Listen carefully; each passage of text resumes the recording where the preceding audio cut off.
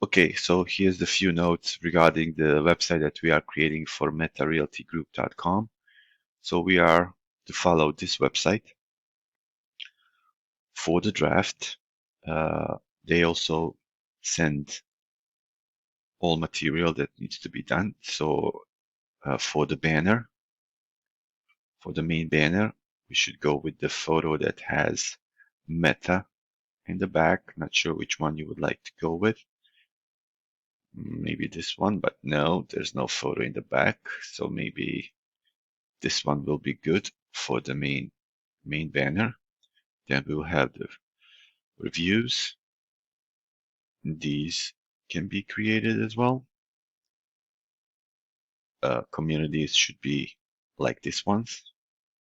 Feature listings. I think we can go with the normal semaphore feature listings or not. We will see which one works best. You don't have to have these two, just feature listings widget. We will skip this until we received any of the content for these pages. Now, regarding the pages and sections where we're going to show them, we will have first